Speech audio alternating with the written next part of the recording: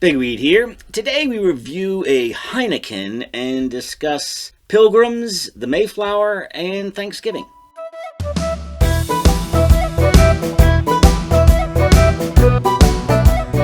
Okay. Hey! All right. How are you? All right, I'm doing fine. How about some beer and conversation? I think that's a great idea. What are we having? So this is it's a Heineken. Okay. But it's a Heineken Zero. How is it now? Yes. Okay. Back on that again. Yeah, we're going to try this because I tried. Well, we'll get to it in a minute. Okay.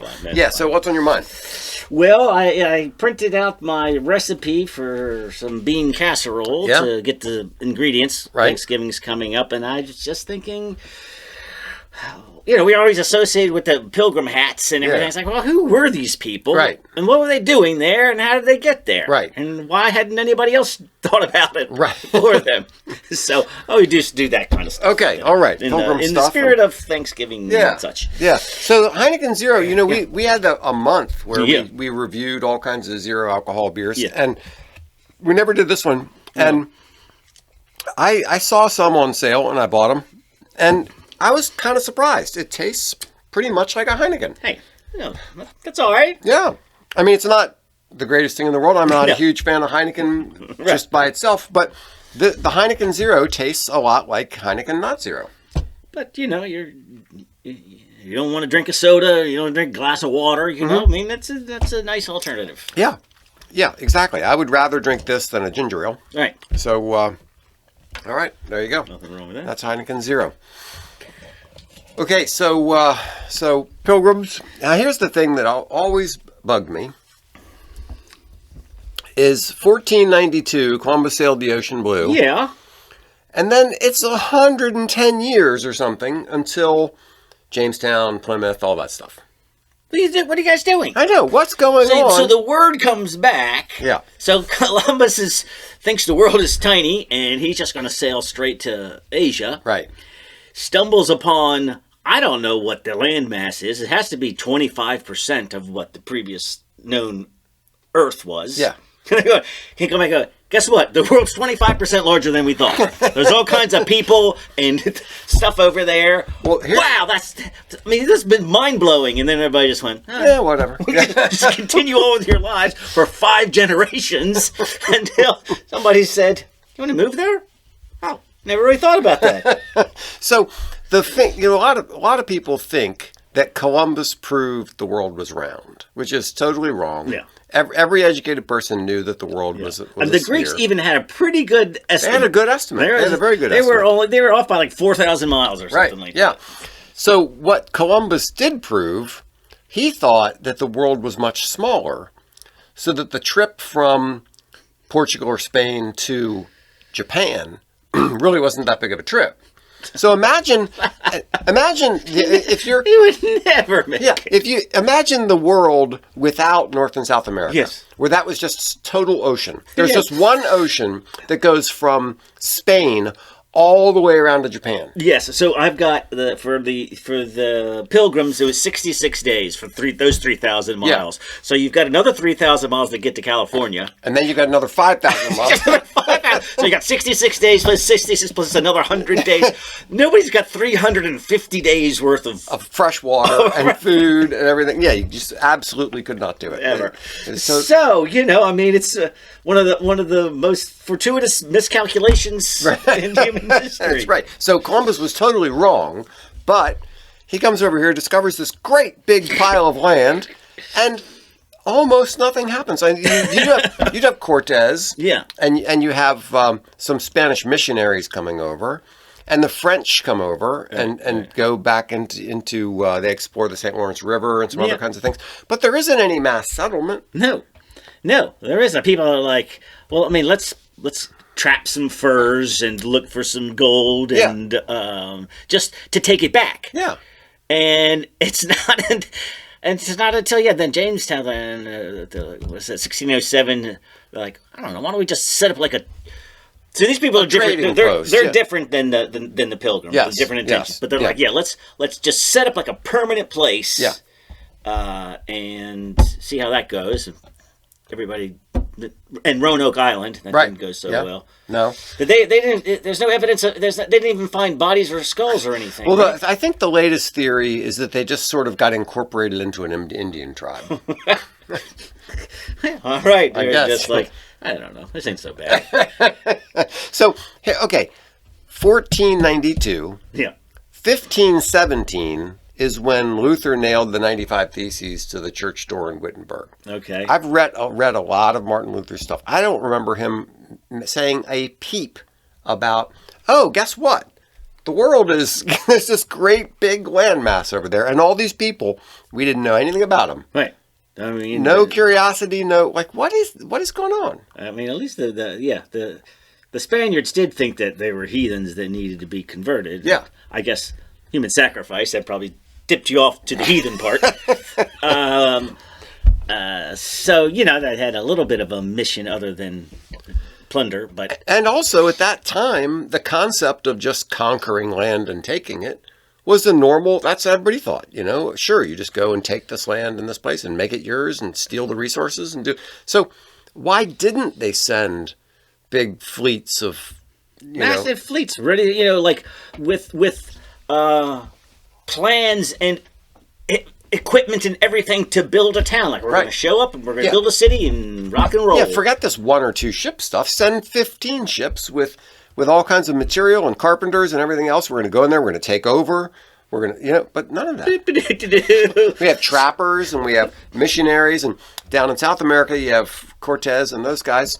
But it's just kind of surprising. I thought it was very surprising. Yeah. So our guys, we have a handful of separatists. Mm-hmm. I guess I'm going to ask you a little bit about about what they were thinking, and who do sail from England, but they're Englishmen who are actually in the Netherlands. In the Netherlands, that's right. So they were persecuted in England. Right. And they fled to the Netherlands because there was more religious liberty in the Netherlands than there was in England. Yeah. And then I think they got there and they was like, well, this is a little too libertine for my taste. We want. Well, there was also a war, and they didn't want to get involved in that. Mm-hmm. So why did they not feel comfortable under James the First? Oh, so we usually just think in terms of Protestant Catholic, but the English Church was Protestant, but very Catholic Protestant, and the English, see, nowadays we don't think this way, but back then, the idea of having a nation and a culture, you had a culture, you had a language, you had a religion, right? And you want everybody on the same page. So they wanted to enforce the Book of Common Prayer. They wanted all the churches to use the Book of Common Prayer, to use Cranmer's liturgy, to, be subject to the English church and all that. Right. So these guys were Congregationalists. They were sort of like what you would think of today as conservative Presbyterians. Okay. And they didn't want the Book of Common Prayer. They didn't want episcopacy. They didn't want the Church of England. So they wanted to have their own, they did things their own way. They were Congregationalists, not Presbyterians, but there's a lot of similarity. And you're saying, but it wasn't cool just to say, you know what, James, we're just going to do our own thing and go to our own church. No, it wasn't cool. Right. Yeah, you could get in a lot of trouble. Okay. Get fined, imprisoned, all that kind of stuff. So they go to the Netherlands and they're hanging out there, and that's not their cup of tea. Right. And so they said, let's risk life and limb. And go at the wrong time of the year across this ocean. Well, yes. You know what? There was some problems with the ship, and that's how they didn't end up leaving at the right time of the year. But so the Mayflower was purchased by Captain Christopher Jones, and he sailed it to. Have you ever seen those pictures of the sea in the North Sea? Oh my gosh! Yeah, it's terrifying. It is terrifying, and it's like a giant battleship being tossed around. So the the Mayflower is about this one says 80 to 90 feet. The replica that they have up in Connecticut is I think 120 feet, and 25 feet wide. I mean, this is not a huge ship. It's not a huge ship, and it's just a merchant ship. It's just for carrying goods. Well, he almost dies and wrecks the boat going up there, and he says, "All right, I'm not doing that anymore." So he just takes little trips back and forth to France. That seems about up to speed. Yeah. And then the guys, and then when he gets this offer to go all the way to America. All the way to America. He says, yeah, sure, I'll do it, but there's a second ship, the Speedwell. Yeah. And this hunk of junk keeps leaking. It leaks from the Netherlands to England. So they they spend forever patching it. Right. They get 300 miles towards America. Yeah. And turn around and come back.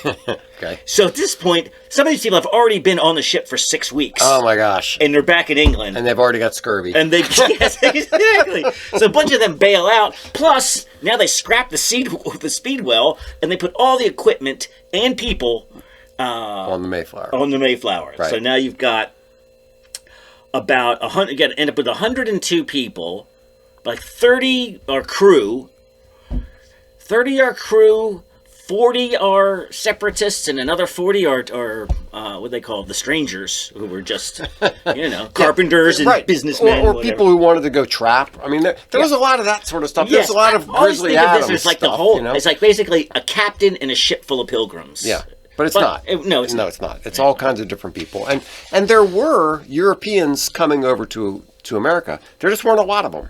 There were some fishermen, some trappers, some people who did a little bit of stuff. that went up there, and what is now and there were people who came over and learned Indian languages and that sort of stuff. There just weren't that many. There just weren't that many. I mean, there were enough to spread diseases throughout the Indian population, but there weren't that many to set up a settlement. So without those, if you can imagine those 6 weeks, at least they would have backed you up. So they landed on November 9th. So at least they would have landed at the end of September. Yeah. Now, it's obviously not enough time to grow crops or anything, but it's better than you could have built some things. Yeah, November, and it was colder then. Yeah. Yeah. So nowadays, November 9th or whatever is not so bad, but there have been times. There were times when November was pretty doggone cold, and apparently they had a pretty rough first winter. Didn't bring enough food. They're supposed to go to So they got a charter. They got a right. They were supposed to go to Virginia. Well, no. From what I heard, they're supposed to go to. Well, no. Yes, but Virginia extended up. Yeah. Virginia back then, not Virginia now. But it was the mouth of the Hudson. Yeah. So, but they got caught. Storms and whatnot. Now they're in the cove there where Cape Cod is, and so then they actually get on Cape Cod and traipse around for a month. Yeah. And decide that's not cool, and then they end up going to what is now Plymouth, and now it's December 25th before you finally settle on where you want to go. And like you said, it's cold enough now on December 25th in New England. Yeah. So then they're just living, but they're still living on the ship. Yeah. I guess they didn't. You just don't go live in tents, on the beach. So they're still living on the ship while they start this process of. Yes. Well, at least they're covered from the weather to some extent. Yeah, well, and you're not going to get murdered by Indians in the night while you're on the ship. And, I don't know. So what do we know about these Indians? So the Wampanoag, is that the group? Yeah, I think that's how they... Powhatan and Wampanoag worlds. Oh, that was Jamestown. Sorry. The Mayflower, those guys were... so they were supposed to go, as we mentioned, the Virginia Company Authority, but they didn't. And they ended up too far north. And Plymouth, they had the Massasoit and the Wampanoag. Yeah. It's the Powhatan Confederacy that was down near Jamestown. Okay. So, I don't know a whole lot about these tribes. Do you know? Well, not really about... Well, this is what I do know is they... The what was it called? The Great Dying. Yeah. Took place right before they got there. 1616 to 1619. Yeah. Wiped them out. Them out. It said let me see the numbers I have on this took out maybe 2/3. Yeah. So what I have heard, I read this book, 1491, about the world right before Columbus. And apparently, North and South America were very populated. We think of it as being kind of a bunch of empty land with some Indians here and there. Yeah. But it used to be very, very populated. And the smallpox and other things might have killed 90% of the, or more, of the people in North and South America. But that's awful. But I thought it was, all right, here come waves of colonists. They get there, it's packed full of people. Yeah. They, there's skirmishes and whatever, and then they get the disease, and then they, it all happened before the Pilgrims even got there. Before the Pilgrims even got there, because there was, as we mentioned before, 100 years of some Europeans coming over, enough to spread the disease. Yeah, spread the disease. So when they get there, there's really, and it was like it was almost like the land got cleared out right before they showed up. So. So maybe, maybe that made them a little bit more amenable to contact with Europeans, and also the great story of, or to dispel the myth of Indians as one people. Right. They all hated each other. Yes, they were all fighting each other. And so there's always these cases throughout the entire colonial history of one Indian tribe going, these guys look pretty tough, these guns are awesome, maybe we can use them against our enemy. And so they enter into a pact with the Europeans, because they hate their neighbors, their Indian neighbors, more than they hate these new people. So a lot of times there was this diplomacy going on, like, okay, we want to clear out this land, if you'll help us get rid of these troublemakers over here. We'll give you these cool guns. Yeah. You'll help us clear out those guys. We'll be friends, and then we'll live in this land, and then, then we're not going to be friends with you later on. I mean, how do you think? So the Aztecs completely dominated half the continent. Yeah. And then 300 Spaniards come in and take the whole thing. Yeah. Well, it wasn't 300 Spaniards. It was everybody hated the Aztecs, and it was easy to make alliances, and that's how they defeated. Yeah, it was a very fractured empire. So there's something like that going on here with whoever the Wampanoags were. Yeah. They weren't all a bunch of happy Indians sitting around smoking peace pipes and one with nature. It wasn't like that. Yes. So they're going, I mean, how are we going to communicate with these savages? And then a guy named Squanto shows up. Just out of magic, how in the world did this happen? Good afternoon, mate. You need help with your luggage? Where did you come from? What? So Squanto was captured and taken to Spain, right, years earlier. Yes, I don't know how. He escapes from Spain. How do you escape from captivity in a continent you don't look like anybody, you don't speak anything, makes his way to England.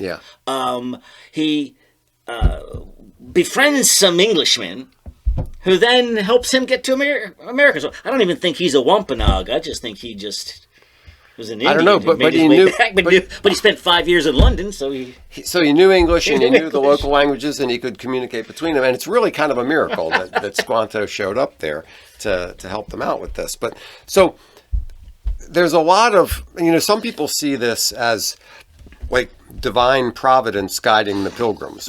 For one thing, wiping out all the people before they even showed up, and then the second thing, this miraculous appearance of Squanto. But it's kind of a harsh divine providence that 90% of the Indians died by horrible diseases before you showed up, and half the Pilgrims die in the first year before this Thanksgiving. It's like, well, God's really starving on our side. No, they probably all have scurvy, and they're dying of pneumonia, tuberculosis, scurvy, freezing winter. Right. You didn't bring enough food. You can't bring enough food for 66 days on a ship, and until the spring. But spring is only when you plant. I know, exactly. So you need like a year's food. So what do you do? Well, I guess fortunately, you got Squanto and the boys to help you out. Right. And there are edible plants and things like that in the world, but when they're boiling acorns and whatever it takes. Eating their shoes. Yeah. So if I was in that situation, I would fish.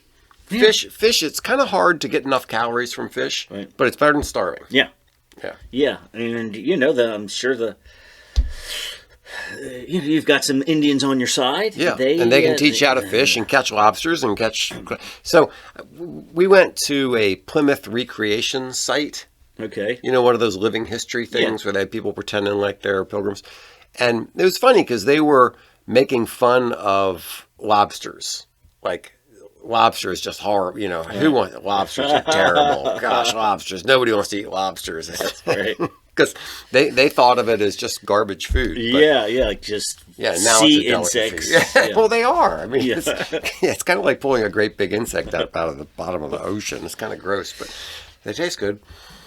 Although Maryland crabs, my opinion, Maryland crabs taste better than a lobster. Yeah. Yeah. Well, I mean, either one. Yes, let's just if you get rid of the Old Bay and the sautéed butter and all of that, and you're just going straight meat. Yeah. Yeah, probably. The Maryland crab is sweeter. Yeah. Tastes better than the lobster, in my opinion. It's harder to get the meat, but still. All right. Yeah, and again, oysters. I'm sure they were eating eating those disgusting oysters. And supposedly back in that day, the water was a lot clearer. So, fishing and crabbing and collecting oysters and all that would have been relatively easier. But apparently they didn't do any of this. They just starved and tried to eat their shoe leather. Yeah, but they did. What about the Mayflower Compact? Yeah. Do you know anything about that? Well, so a little bit. So they're stuck on this boat. As you were saying, they were all living on the boat. And they weren't all pilgrims. There was the captain, there was the crew, there were the pilgrims, and then there were these strangers, a group of people who just came along for whatever reason. Mm-hmm. Their own economic reasons. Yeah. And they realized they had to get off the boat and they had to get onto the land. So they had to come up with, okay, we're going to have some form of government. And so they agreed to a sort of proto-constitutional government. They had representation and, they create a civic body, and they all had to agree that they're going to. Because you just let a bunch of people off. Okay, fine. See you later. I'm going to go do my own thing. That's right. But didn't the separatists or the Puritans? I mean, they probably had in mind some type of theocracy, right? Well, they had in mind sort of a church-based kind of a government, right? Where the Bible would be supreme, and they would have, It was common. A lot of people trace American representative democracy back to Presbyterianism and Congregationalism because for hundreds of years before the foundation of the United States, these people were electing their leaders. In Presbyterian and Congregationalist churches, the people elect the pastor.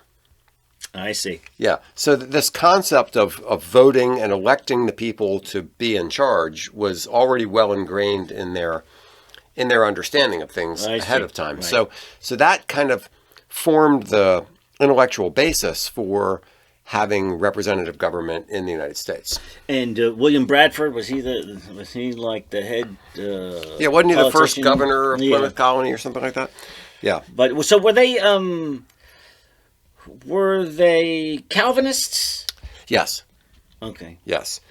And Calvinism, a lot of people nowadays think of Calvinism in terms of predestination and all that. That really wasn't the big separation. The big separation with Calvinism was this thing about electing your leaders and their view of the Lord's Supper, their view of communion, right, which was not Catholic or like the Anglican Church, the English Church. They had a slightly different view of communion. But anyway, and very plain simple, Presbyterian, stained glass and Virgin Marys and all of that. There was a big emphasis on being plain and simple and hard work. Also, there's like the so-called Calvinist work ethic. Right. So it gets I think mischaracterized as you can prove that you're one of the elect by working hard and doing well. Okay. So, It's like the beginning of prosperity theology. something along those lines. Yeah, that's right. Yeah, so they get here, and now was there any contact between the Jamestown colony and the Plymouth colony? Yeah, that's because they're 1607, so I mean they must have been doing something right to sort of make it 13 years, and they're down there trying to run a business, right? They're not as focused on religious liberty, I mean, as their motivation for being there. No, they were just a money making outfit. Yeah. It wasn't a religious right. thing at I mean, it was financed by trading business, trading company, right? Yeah, not the East India Company, but something like that. Right. Yeah. The beginnings of such a thing. Yeah. So you have a difference between the Plymouth people that was a religiously based colony, and Jamestown, which was just commercial. Mm-hmm. And then, so I guess what we want to tie in here is Thanksgiving. How do we get to Thanksgiving? Get to Thanksgiving. Yeah. So apparently, the first Thanksgiving was it was like a week-long thing. Okay. And they had... So the harvest is in. Yeah. Right? Eventually. I mean, it was a long time. Yeah, exactly. They had to get there, they had to die and starve. Right. Then eventually they had to plant. So we're talking about the next year. That's why it's in that fall. Yeah. Which would be roughly a year. The work is done, so you've now gathered the food to get through the winter, so you got a big bounty, right? Right. And apparently there were like athletic contests, they had wrestling contests and shooting contests and other kind of thing. And they had, I heard that there was beer at the first Thanksgiving, but I have to wonder about that. Where did they get the hops? Yeah. Maybe it was more cider than it was beer. Yeah. Because cider was a bigger thing in America. Yeah, and with apples and stuff, that's something they could have made. Now, that's a good question. When was Johnny Appleseed? I mean, how many apples were there in that area? Yeah, right. But, I mean, so they had corn and they had game. Apparently, they had a lot of deer at the first Thanksgiving. Indians showed up with it's not like my table at Thanksgiving. No, right. Did they have a turkey? I'm not sure that there's necessarily any turkey. I don't know if there was any turkey. Cranberry? Yeah. I don't know about that. Yeah. Have you ever seen a cranberry bog? It's just like floating. Yeah, it's a sloppy mess. Yeah. It's like a shallow pond with all these cranberries kind of floating around on the top. Right, and you guy walks out there and waders. I walked out in the waders and collect them up. Yeah, strange thing. So there was a tradition of Thanksgiving with the Indians. Mm-hmm. So I mean, they were. Then that you associate that with Indians anyway, like. You thank the spirit gods for the for the buffalo that you just killed, and so so that would have been a normal thing. And I'm sure the Christians in the crowd were going, "That's a darn good idea." We made it a year. We didn't. Well, only half the people died. It was also a normal part of Christian religion to be thankful, right? I mean, there's a lot of thankfulness going on there, but the idea of celebrating it, and apparently Thanksgiving became a custom all over the country, although it was different times in different places. And they also... So the 1 year would have been the first week in December. Yeah. But I think people thought that was too close. Like there weren't enough shopping days between, and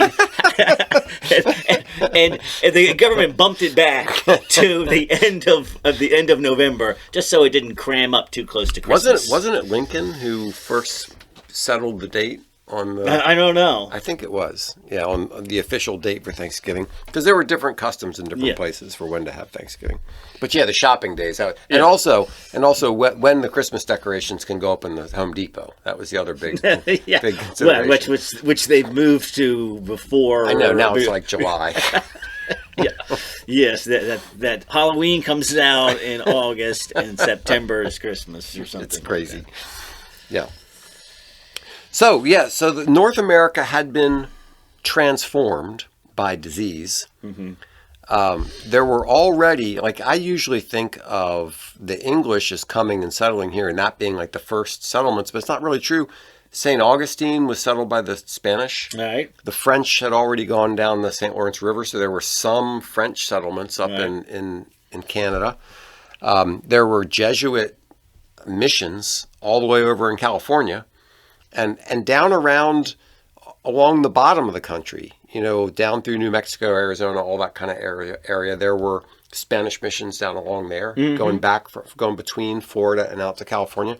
And then, of course, you had the Spanish, the Spanish down in South America in different places.